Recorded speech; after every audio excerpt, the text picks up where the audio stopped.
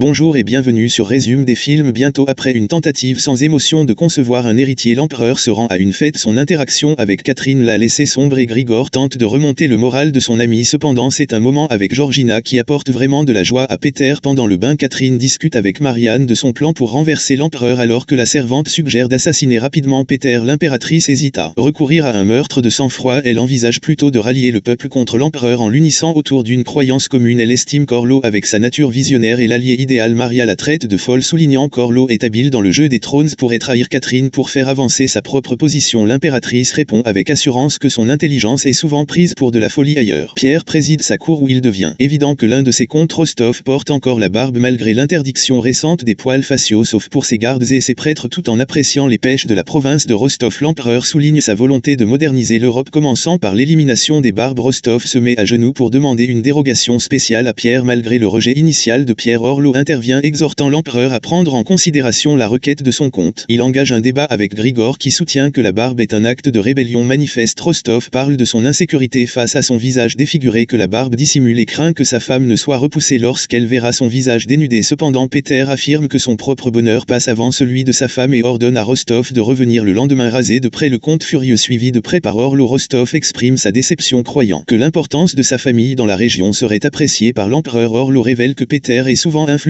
par la pression de ses terres et assure l'homme qu'il rassemblera des alliés pour le soutenir lors de sa prochaine apparition. Plus tard, Catherine assiste à une fête à la recherche dans l'eau. Elle décline poliment l'invitation de Slanska et Marial, toujours en colère après leur précédente dispute, renverse accidentellement de la boisson sur la robe de Svenska. Une dame de la cour commence à chuchoter leur dédain pour l'impératrice sans savoir que tant de baies se trouvent à proximité et entend leur échange. Orlo tente de convaincre Grigor que la barbe de Rostov n'est pas seulement une question d'apparence mais une question de libre arbitre. Il cite Georgina comme exemple d'une personne exerçant sa liberté, ce qui met Grigor en colère et incite l'érudit à se retirer. Bientôt Catherine se retrouve avec Orlo qui l'invitait à lire ensemble un nouveau pamphlet. Elle saisit l'occasion de tester la loyauté de l'érudit en ridiculisant Peter devant lui. Le sourire réprimé dans le confirme les soupçons de Catherine qui charge Marial d'organiser une rencontre secrète après le départ d'Orlo. Toujours à la recherche d'alliés pour l'incident de la barbe, Orlo retrouve l'élémentov dans les jardins ivres. Le général rejette l'importance de la barbe et rappelle à l'érudit que c'est lui qui a eu l'idée de se faire un verbe. Orlo fait valoir qu'il s'agit d'un concept de cours moderne et d'une porte d'entrée potentielle pour introduire des idées plus progressistes auprès de Peter. Velementov accepte de soutenir Rostov, ce que l'érudit accepte à contrôler. Pendant ce temps, connu pour ses excentricités, entraîne ses papillons. Leur Peter entre elles l'appelle pour lui parler du malheur croissant de Catherine et Peter répond en blâmant sa femme pour le problème, affirmant que tout le monde l'aime sauf elle. En entendant cela, Tande raconte que sa mère lui a confié un jour qu'elle voyait quelque chose de rance chez Peter. Elle se demande si Catherine voit la même chose en lui. Peter admet avoir donné un coup de poing à Catherine considérant qu'il s'agit là d'une cause possible de son malheur. Tante des suggère que si certaines personnes peuvent apprécier un tel traitement, sa femme n'en fait peut-être pas partie dans ces quartiers. Catherine organise ses pensées et prépare quelques points à discuter avec Orlo dans l'espoir de captiver son intellect et de lui inspirer des visions d'une Russie meilleure. Maria suggère que la séduction pourrait être plus facile pour atteindre leurs objectifs, offrant quelques conseils à Catherine. Elle mentionne même que les huîtres sont connues pour améliorer l'humeur, ce qui incite l'impératrice à en avaler plusieurs. Bientôt Orlo arrive et trouve Catherine dans une position compromettante mais son inconscient l'empêche de percevoir la séduction qu'elle veut exercer. Malgré tous ses efforts, les tentatives de séduction de l'impératrice tombent à plat et la situation empire lorsque les huîtres qu'elle a consommées plus tôt lui causent des maux d'estomac. Orlo s'excuse et sort rapidement sans se décourager. Catherine le suit et lui révèle ses plans de rébellion espérant obtenir son soutien. Cependant Orlo rejette ses plans et s'en va laissant Catherine anxieuse de son échec. Le lendemain, Catherine confie à Maria l'échec de sa tentative avec Orlo et la servante la met en garde contre la trahison potentielle de ses plans à Pierre. À ce moment-là, Catherine reçoit une convocation pour rencontrer l'empereur, ce qui l'inquiète. Lorsque Catherine rencontre Pierre, elle est surprise de le trouver désireux de lui plaire, lui offrant des fraises en guise d'offrande de paix. Il reconnaît ses fautes et exprime son désir de la voir heureuse, lui offrant des fraises. Un nouvel ours est l'amant de son choix. Il veut qu'elle soit heureuse, sinon il sera obligé de la tuer, ce qu'il n'est pas disposé à faire. Cependant, malgré ce changement apparent de comportement, Catherine recrache avec colère la fraise, déclarant qu'elle et Peter sont reines seules. Elle part en claquant la porte, rejetant son offre de laissant l'empereur furieux. Pendant ce temps, Maria rend visite à son cousin l'archevêque et partage les détails de la mésaventure de Catherine avec Orlo. Elle craint que l'érudit n'utilise l'incident pour s'attirer les faveurs de la cour. La servante souligne également que cela serait désavantageux pour son cousin qui a joué un rôle important dans l'organisation du mariage. L'archevêque assure Marial qu'il s'occupera de la situation. Elle lui pince la poitrine avant de partir, sachant que l'archevêque aime la douleur ailleurs. Catherine poursuit désespérément Orlo, l'exhortant à se joindre à elle pour renverser Pierre et construire une Russie progressiste sous son règne. Elle est convaincue qu'ensemble ils peuvent apporter un changement positif. Cependant, le savant rejette fermement son offre, déclarant que le choisir comme allié est un témoignage de sa folie. Il l'assure que pour leur sécurité, il garde gardera leur conversation secrète au cours d'une partie de chasse. Pierre annonce son plan pour que Catherine soit victime d'un tragique accident de carrosse la semaine suivante. L'élément off, l'archevêque et Orlo expriment leur désaccord, chacun défendant l'impératrice à sa manière. Lampé et Congédie et demande l'avis de Grigor et de Georgina. Grigor le déconseille, affirmant que cela donnerait une mauvaise image de Pierre puisqu'il est déjà de notoriété publique que Catherine est malheureuse. En revanche, Georgina soutient la décision de Peter, suggérant que la cour oubliera rapidement sa femme. Pierre et Georgina s'embrassent devant Grigor qui s'intéresse soudain au soleil. L'empereur justifie ses actes en affirmant que tout ce qu'il veut c'est que Catherine soit heureuse et qu'elle lui donne un héritier, ce qu'elle n'a pas réussi à faire jusqu'à présent. Alors qu'Orlo et l'archevêque engagent une conversation sur les perspectives de l'impératrice et sur leur propre motivation au sein de la cour, ils deviennent des alliés improbables, reconnaissant qu'ils ont tous de quelque chose à gagner de l'existence de Catherine. Il conclut un marché. Orlo accepte de guider l'impératrice malheureuse. En retour, l'archevêque promet son soutien à Rostov pour qu'il garde sa barbe. Ailleurs, Grigor et Georgina partagent un moment de tendresse mettant en évidence la profondeur de leur compréhension et de leur connexion. Au palais, Mario rend visite à ses anciens pensionnaires. Cependant, sa rencontre prend une inattendue lorsqu'elle tombe nez à nez avec Svenska qui la menace de la punir pour avoir pénétré dans le palais. Au lieu de se recroqueviller, Mario saisit l'occasion et attaque Lanska. Plus tard, Orlo rend secrètement visite à Catherine en lui annonçant que son malheur flagrant l'amènera à sa perte car l'empereur veut en finir avec elle. Il part rapidement et Catherine appelle Mario, mais seul Vlad répond à sa convocation. Inquiète, elle demande qu'on l'amène à sa servante dans les quartiers des domestiques. Catherine voit Mario se faire soigner pour ses blessures gênées. La servante intimide Vlad qui s'enfuit rapidement. Peu après, l'archevêque arrive avec l'intention de délivrer un message à son cousin, mais il se retrouve face à face avec l'impératrice. Il lui fait part d'une vision énigmatique d'un danger imminent qu'un simple sourire suffirait à éviter. Plus tard, lors d'une soirée mondaine, Catherine arbe son plus beau faux sourire et engage la conversation avec tant de bail. Toujours occupée avec ses papillons au cours de leur discussion, Tante D révèle un aspect troublant de l'éducation de Peter, à savoir la méchanceté excessive de sa mère à son égard. Elle raconte des cas où Peter était paralysé par développeurs et se mouillait. Même cette éducation a façonné la quête désespérée de Peter pour l'approbation et l'amour des autres, l'amenant à désirer la même compréhension de la part de Catherine. Catherine, sous une apparence joyeuse, s'approche de Peter et le couvre de compliments, attribuant son ancien moubet grâce à son cycle mensuel et le sanctuaire de l'objet de la fête, et l'empereur lui répond qu'il s'agit de célébrer le récente victoire sur les Suédois alors que les festivités se déroulent avec des danses animées et des spectacles variés. Catherine semble véritablement se révéler dans l'atmosphère. La fête est remplie de démonstrations extravagantes, mais le point culminant est le toast porté par Peter aux soldats qui sacrifient leur vie et leurs membres pendant la guerre. Au dessert, Peter demande aux convives de déguster leurs friandises à côté des têtes de leurs ennemis tombés au combat. Bien que mal à l'aise, Catherine garde le sourire, se lance dans un badinage léger et accepte même la demande de Peter de tripoter les têtes sans vie. Plus tard dans la soirée, alors que Catherine s'apprête à se retirer pour la nuit, Peter lui rend visite. Elle fait semblant d'apprécier leur intimité en dépit de ses véritables sentiments. Après le départ de l'impératrice, fait irruption dans les quartiers des érudits, l'accusant de lire les grandes idées mais de ne pas comprendre leur message. Orlo, pragmatique dans ses aspirations, admet sa déception face à l'état du pays mais met en garde Catherine contre la gravité de la trahison en soulignant le poids de tels actes. Déçu par le manque de conviction dans l'eau, Catherine souhaite qu'il soit un homme qui laisse les flammes de la passion brûler, la peur lui permettant de faire ce qu'il faut pour transformer la Russie, même si cela implique de sacrifier sa vie. Toutefois, se rendant compte qu'Orlo n'est pas cette personne, elle s'excuse et s'en va. Lorsque Catherine passe devant la salle de banquet, elle récupère les têtes démembrées et les apporte à l'archevêque pour qu'il leur donne un enterrement chrétien digne de ce nom, témoignant ainsi de son respect pour les morts au combat. Le lendemain, à la cour, après que l'impératrice a écouté les paroles de Tombé by Peter, surprend tout le monde en annonçant qu'il donne une nouvelle chance à Catherine. Orlo profite de la bonne humeur ambiante et invite le comte Rostov à lancer un nouvel appel, se ralliant à lui sur l'idée que la barbe doit être une question de choix personnel et de liberté. L'Elementov soutient leur position bien qu'avec des mots hésitants qui ne parviennent pas à convaincre Peter. Grigor, qui assimile toujours la barbe à la rébellion, n'est pas d'accord avec cette idée, mais lorsque l'archevêque est d'accord, Orlo est ramené à la trahison sans pression suffisante. Peter maintient sa position sur la question, frustré et perdant son sang-froid de façon inhabituelle. Orlo grume que le libre arbitre est un élément crucial du bonheur d'une nation. Cela met l'empereur en colère et il saisit une date qu'il pointe vers l'érudit d'une manière menaçante. Contre toute attente, Peter décide d'affirmer son pouvoir et son libre arbitre d'une manière différente. Au lieu de recourir à la violence, il retourne la lame et ordonne à Orlo de raser le contrôle au staff. L'empereur insiste sur le fait qu'il a le libre arbitre de refuser, mais que sa défiance aura des conséquences. Le savant s'exécute donc à contre-cœur, symbolisant l'autorité de Pierre qui l'emporte sur ses idéaux. Peu de temps après, Orlo apparaît devant Catherine, sanglant et déterminé. Merci d'avoir regardé la vidéo jusqu'à la fin. Abonne-vous, laisse un like et active la cloche de notification pour plus de vidéos de résumé des films.